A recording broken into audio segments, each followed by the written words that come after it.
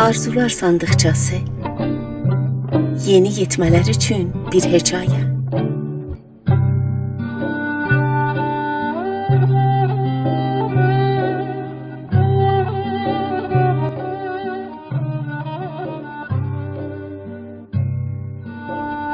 Qar narın kəsmədən ələnirdi. İkinci sinifin öğrenciləri isti çilasda oturmuşdular. Nəfsubası cür yanırdı.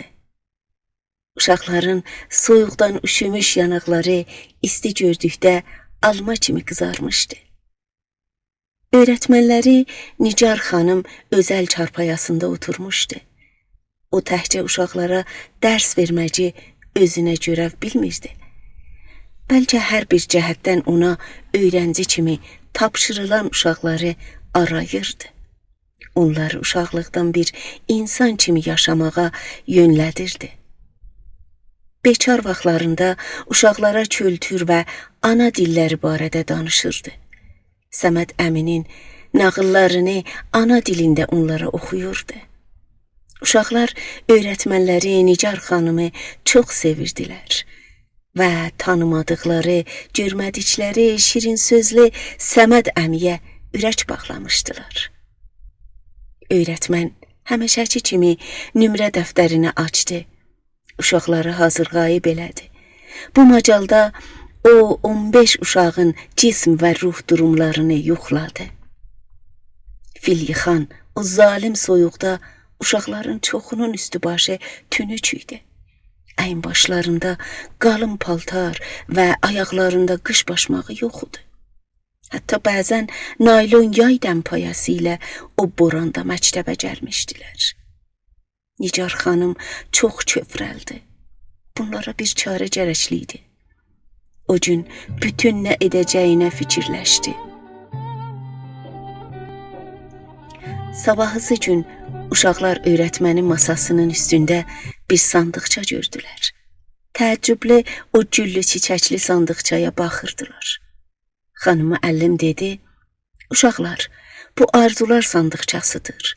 Hər kəsin hər nə önəmli ürəkdən keçən arzusu var, yazıb bu sandıqçaya atacaq. Uşaqlar dəftərlərindən varaq cırıb kiçik əlləri ilə arzularını yazıb sandıqçaya atdılar. Öğretmen axır zəng dərsimizin sonunda sandıqçanı açacağam dedi. Sonra dərsi başladı.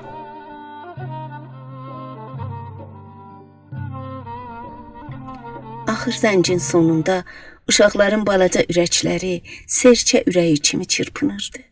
Onların çal arzuları sandıqçanın içindəydi. Öğretmen sandıqçanı açdı. Bir arzuları oxudu. Bir qalın qış paltosu, çəkmə, şal, börk, əlcək, ip corab, yatıb duran qolçaq və.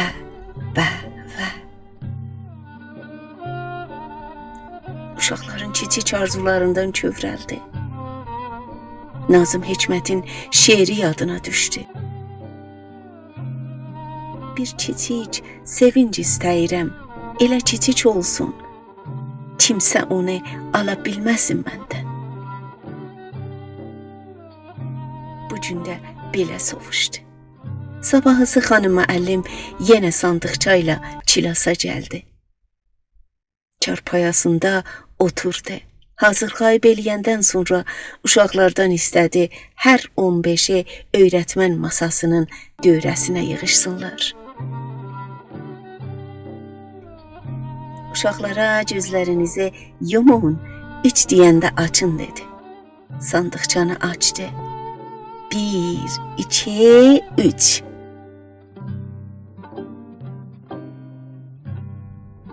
Açın gözlərinizi, gözəl balalar. Qızlar gözlərini açdılar. Vay, gördüklərinə inanmırdılar. Yazdıqları arzular zərpülə içində sandıqçada onlara göz vururdular. Uşaqlar ürəkdən hurra çəkib gülüşdülər. Xanım müəllim, indi hər kəs öz arzusunu sandıqçadan götürsün dedi. Mən bilmirəm ki, kimin arzusu hansı idi. Uşaqlar sevincək arzularını götürdülər. Xanım müəllim dedi, ceyran bala olduğunuza görə mələklər axşam bunları sizə pay gətiriblər. 14 sevincək uşağın əllərində arzuları var idi. Yalnız Mərziyə dolğun gözləri ilə onları süzürdü. Xanım müəllim dedi, üzülmə canım Mərziyə, sənin də arzunu mələklər gətiriblər. Yalnız zəng çalınarkən gərək sən ilə bircə evinizə gedək. Orada arzunu verəcəyəm. Mərziyənin solğun dodaqları gülümsündü. Uşaqlara əsrək səsi ilə mübarəkdir dedi. Mərziyənin anası çoxdan idi ürək ağrısından əzabdaydı. Dava kar vermədikdə doktor açıq qəlb əməli ona önərmişdi. Amma bu ağır əməl üçün pulları yox idi. Mərziyənin atası sadə bir fəhlə idi.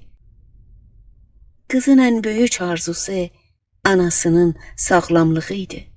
Zəh çalınarkən xanım müəllim uşaqlar ilə bircə Mərziyəcilin evlərinə getdilər. Anası yorğan döşəkdə yatmışdı. Evləri kasıb olsa da təmizlikdən parıldayırdı. Əyadətin axırında xanım müəllim çifindən bir güllü çiçəkli paket çıxadıb ananın döşəci altına qoydu. Dedi, bu da Mərziyənin arzusu. Sonra uşaqlardan istədi, balaca əllərini göyə sarı qaldırıb Mərziyənin anasının şəfasını Tanrıdan istəsinlər. Bir də xanım müəllimin ürək arzusunu Allahdan diləsinlər. Nigar xanımın həyat yoldaşı doktor olmağına rəğmən illər idi uşaqları olmurdu.